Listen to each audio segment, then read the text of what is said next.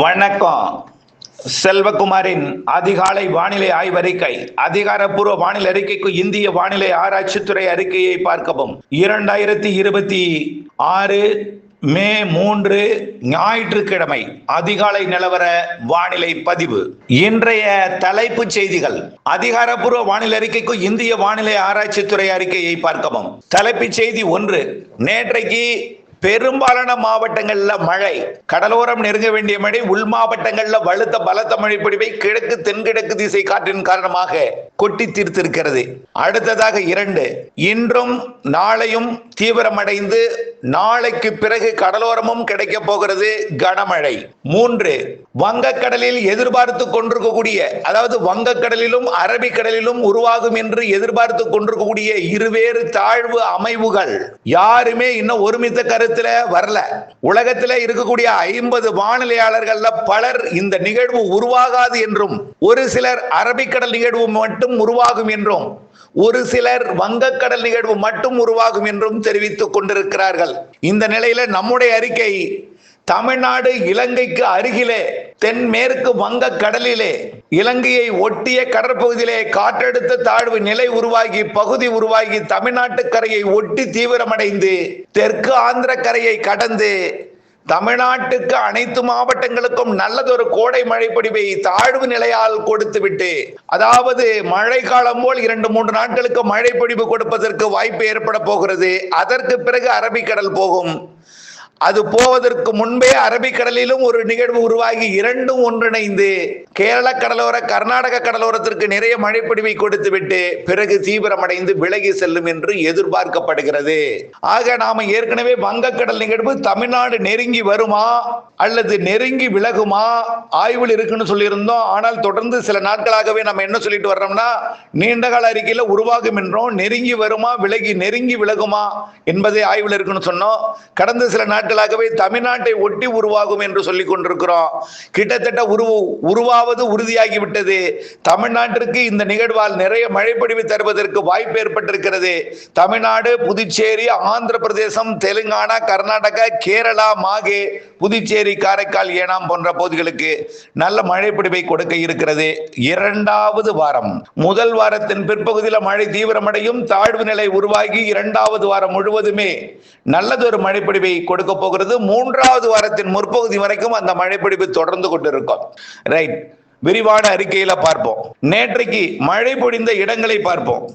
நேற்றைக்கு ஆனால் கன்னியாகுமரியில குறைவா தான் பெஞ்சது, திருநெல்வேலி தென்காசியில குறைவா பெஞ்சது, தூத்துக்குடி மாவட்டத்தில் நுழைந்தது, வடக்கு பகுதியில நல்ல மழை பொழிவை கொடுத்தது. ராமநாதபுரம் உள்பகுதி மற்றும் விருதுநகர் மாவட்டத்தோட கிழக்கு பகுதி, அருப்புக்கோட்டை, திருச்சுழி, காரியாப்பட்டி போன்ற பகுதிகள், மதுரை மாநகரம் உள்ளிட்ட பகுதிகள், தேனி மாவட்டத்தோட கிழக்கு பகுதி, புதுக்கோட்டை மற்றும் புதுக்கோட்டை மாவட்டத்தோட மேற்கு ஓரம், சிவகங்கை மாவட்டத்தோட மேற்கு மற்றும் தென்மேற்கு பகுதிகள், மதுரை, திண்டுக்கல் மாவட்டத்தில் பெரும்பாலான பகுதிகள், திருப்பூர், கோயம்புத்தூர் மற்றும் ஈரோடு, நீலகிரி இந்த மாவட்டத்தில் ஆங்காங்கே, ஈரோடை விட கோயம்புத்தூர், நீலகிரியை விட திருப்பூர், திண்டுக்கல் மாவட்ட பகுதிகள், கரூர், திருச்சி மாவட்ட பகுதிகள், பெரம்பலூர் மாவட்டத்தில் ஒரு சில இடங்கள், மேலும் சேலம் மாவட்டத்தின் கிழக்கு பகுதி, கல்வராயன் மலைப்பகுதியில தர்மபுரி மாவட்டத்தின் கல்வராயன் மலைப்பகுதி, சேலம் மாவட்டத்தின் கல்வராயன் மலைப்பகுதி, திருவண்ணாமலை மாவட்டத்தின் பகுதிகள், மேலும் பல இடங்கள்ல பார்த்தீங்கன்னா உள்ளே அத கீழ்பெண்ணாத்தூர் கூட மழைதான்.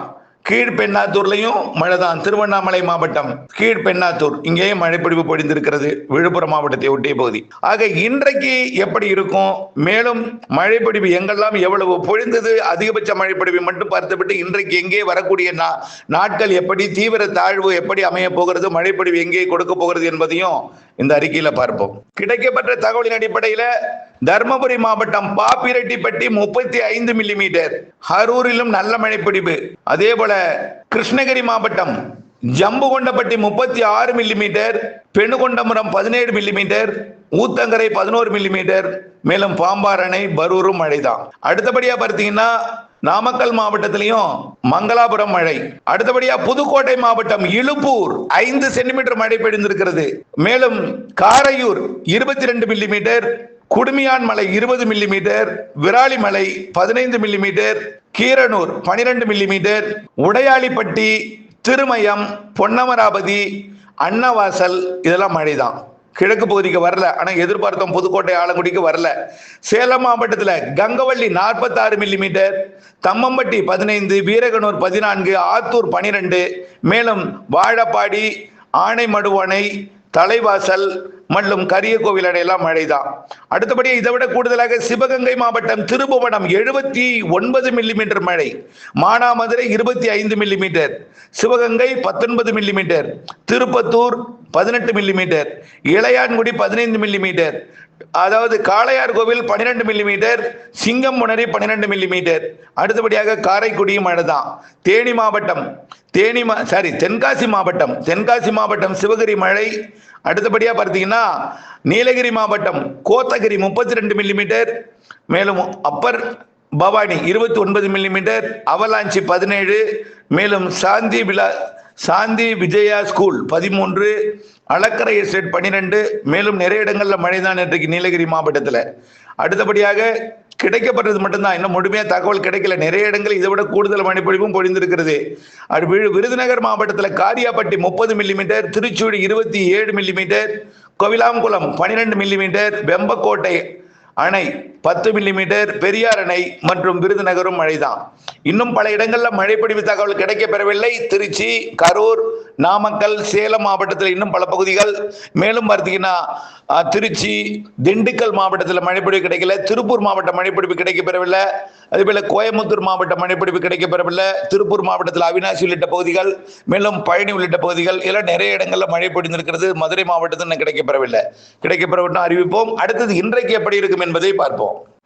இன்றைக்கு ஞாயிற்றுக்கிழமை 3ஆம் தேதியை பொறுத்த வரைக்கும், மே 3ஆம் தேதியை பொறுத்த வரைக்கும் வானம் மேகம் சூழ்ந்து காணப்படுகிறது. நேற்றைக்கு பெரும்பாலான மாவட்டங்களில் கொட்டி தீர்த்த மழை மேகம் களையாமல் நீடித்துக் கொண்டிருக்கிற காரணத்தினாலே ஹை கிளவுட்ஸ், அதாவது உயர் அடுக்கு மேகம், மேலடுக்கில் இருக்கக்கூடிய மேகம் வெயிலை தடுத்து கொண்டிருக்கிறது.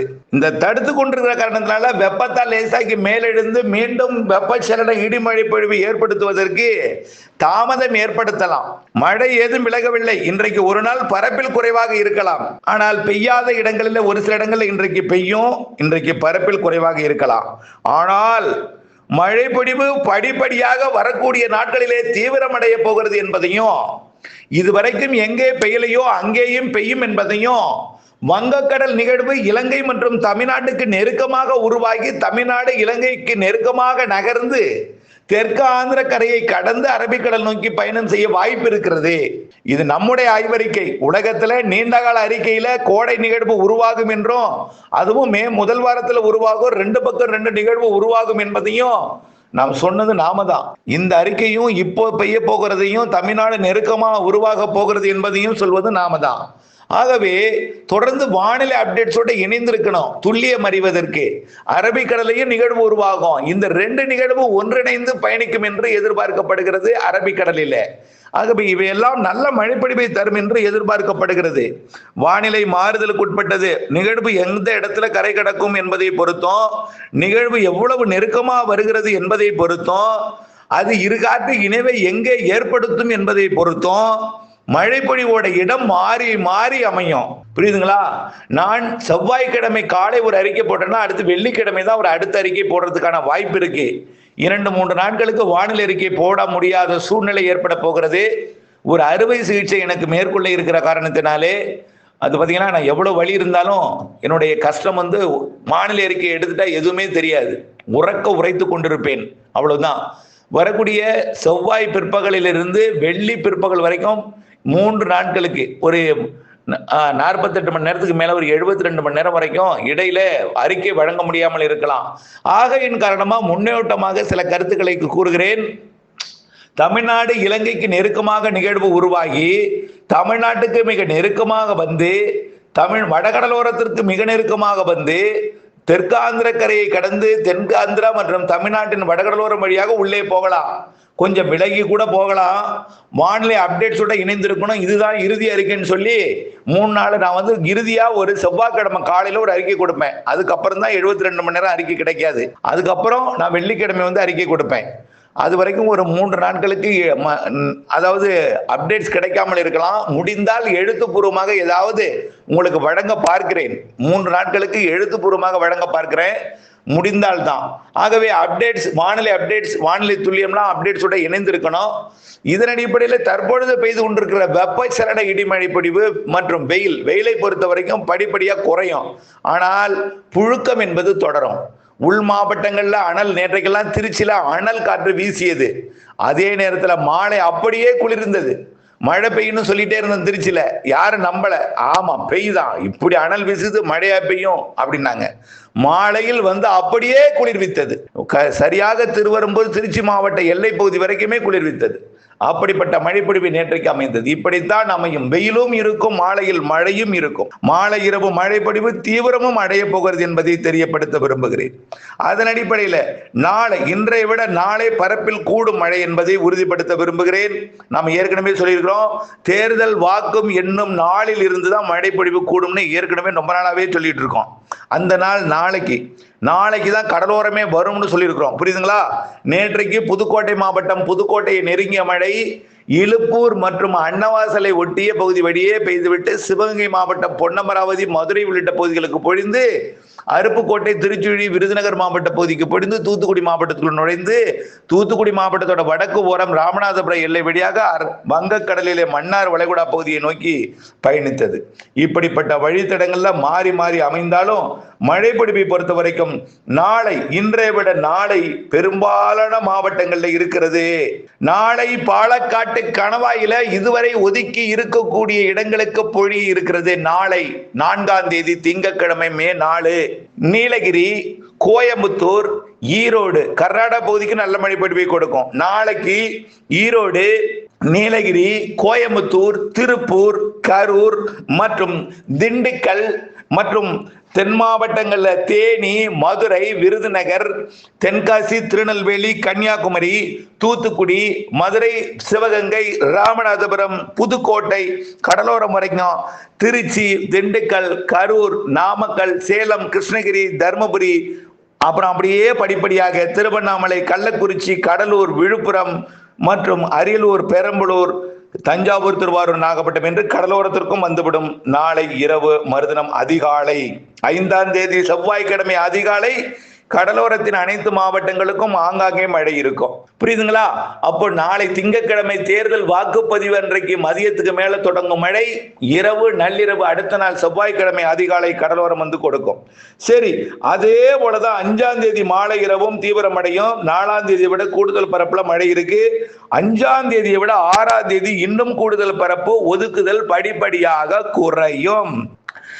தினசரி மேற்கு தொடர்ச்சி மலை மாவட்டங்கள், மேற்கு மாவட்டங்கள், பாலக்காட்டு கணவாய், ஆரியங்காவு கணவாய், ஆரல்வாய் மொழி கணவாய், மைசூரு வழியாக வரக்கூடிய கர்நாடக கணவாய், அதாவது வயநாடு, கொடகு போன்ற பகுதிகள், பெங்களூரு, மைசூரு போன்ற பகுதிகள், கிருஷ்ணகிரி, தர்மபுரி, சேலம், நாமக்கல், ஈரோடு, நீலகிரி போன்ற பகுதிகளுக்கும் நல்ல மழை பொழிவு வரக்கூடிய புதன்கிழமை 6ஆம் தேதி நல்ல மழைப்பொழிவு, மிக மழைப்பொழிவு கொடுக்கும். அந்த மழைப்பொழிவு கடலோரமும் வரும். இனிமேல் 4ஆம் தேதிக்கு பிறகு 5ஆம் தேதி அதிகாலையிலிருந்து தினசரி கடலோர மாவட்டங்களுக்கும், டெல்டா மாவட்டங்கள், தென் கடலோரம் அனைத்துமே, நேற்றைக்கு கூட பெருநாளைக்கு தூறல் வந்தது. இனிமேல் பெருநாளைக்கும் மழைப்பொழிவு கிடைக்கும். செவ்வாய்க்கிழமையிலிருந்து திங்கட்கிழமை மாலை இரவிலிருந்து, இன்றைக்கு ஒரு நாள் குறைந்தான பரப்பில் இருந்தாலும் வெள்ளிக்கிழமையிலிருந்து தீவிரமடைய போகிறது மழை. 6ஆம் தேதி 7ஆம் தேதிக்கு பிறகு இலங்கை மற்றும் தமிழ்நாடை ஒட்டிய வளிமண்டலத்தில் காற்று சுழற்சி உருவாகி தாழ்வு நிலையாகி பகுதியாகி 8-9 தேதிகளில் தமிழ்நாடு கடற்கரைக்கு நெருக்கமாக வடக்கு நோக்கி நகர்ந்து டெல்டா மாவட்டங்கள் மற்றும் வடகடலோர மாவட்டங்கள், தென் மாவட்டங்கள், உள் மாவட்டங்கள், மேற்கு தொடர்ச்சி மலை மாவட்டங்கள், கேரளா, கர்நாடகா, புதுச்சேரி, காரைக்கால், மாகே, ஏனாம், ஆந்திர பிரதேசம் உட்பட நல்ல மழைப்பொழிவை வரக்கூடிய 8-9 தேதியிலிருந்து கொடுக்க போகிறது. படிப்படியாக 10, 11, 15ஆம் தேதி வரை அந்த நிகழ்வு மிக மெல்ல வடக்கு நோக்கி நகர்ந்து மிக மெல்ல மழைப்பொழிவை கொடுத்து கொண்டே மிக மெல்ல விலகும் என்பதில் மாற்றம் இல்லை. இது இப்பொழுதே ஆய்வறிக்கை. தொடர்ந்து ஆய்வறிக்கையோடு இணைந்திருக்கணும். நிகழ்வு எப்படி நெருங்குகிறது, எப்படி தீவிரமடைகிறது, அதன் விட்டம் என்ன, அதற்கு காற்று எங்கிருந்து வருகிறது, இரு காற்று இணைவு எங்கே ஏற்படும் என்பதையெல்லாம் வைத்துத்தான் மழைப்பொழிவு அறிவிக்க முடியும். இப்பொழுது நிகழ்வு உருவாகும் இடம் கிட்டத்தட்ட தெளிவடைந்து விட்டது. தமிழ்நாட்டுக்கு மிக நெருக்கமாகத்தான் உருவாக போகிறது என்று. அரபிக்கடலிலும் ஒன்று உருவாகி இரண்டும் ஒன்றிணைந்து அரபிக்கடலிலே தீவிரமடையும் பொழுது கேரளா, கர்நாடகா, தமிழ்நாட்டின் மேற்கு தொடர்ச்சி மலைகள், மலைப்பகுதிகள் மற்றும் அப்படியே கர்நாடக பகுதி, ஆந்திர பிரதேசத்தோட தெற்கு பகுதி, தமிழ்நாட்டோட வடகடலோரம், வட உள் பகுதிகள், டெல்டா பகுதிகள், தென்கடலோரம், அனைத்து உள் மாவட்டங்கள், மேற்கு மாவட்டங்கள், கர்நாடக எல்லையோர மாவட்டங்கள் என்று படிப்படியாக அனைத்து மாவட்டங்களுக்கும் மழைப்பொழிவு கிடைக்கும். கண்டிப்பா இந்த மாதம் மே இறுதி வரைக்கும் மழைக்கு சாதகம் இருக்கு. ஏதாவது ஓரிரு நாள் இந்த 15ஆம் தேதிக்கு பிறகு அந்த நிகழ்வு விலகி அரபிக்கடலில் போய் தீவிரமடையும் பொழுது கொஞ்சம் ஓரிரு நாள் குறைவாக இருந்தாலும் வெப்பச்சலன இடிமழை பொழிவு மீண்டும் தலையெடுத்து தொடரும்.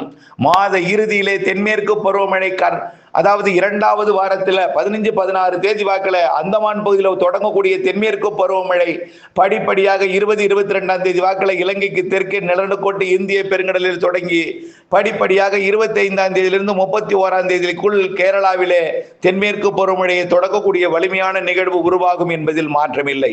தொடர்ந்து வானிலை அப்டேட்ஸோட இணைந்திருங்கள். வரக்கூடிய செவ்வாய்க்கிழமை காலை வரை உள்ள அறிக்கையை தொடர்ந்து உற்று நோக்கி கேட்டு வாருங்கள். புதன், வியாழன், வெள்ளி அறிக்கை வழங்குவது கடினம் இருந்தாலும் அந்த அறிக்கையில கிட்டத்தட்ட முன்னோட்டமாகவும் எழுத்துப்பூர்வ அறிக்கையும் அது நாட்களிலே வழங்க முடியாத நாட்களிலே வழங்குவேன் என்பதையும் தொடர்ந்து அப்டேட்ஸுடன் இணைந்திருக்க அன்போடு கேட்டுக்கொள்கிறேன். நன்றி.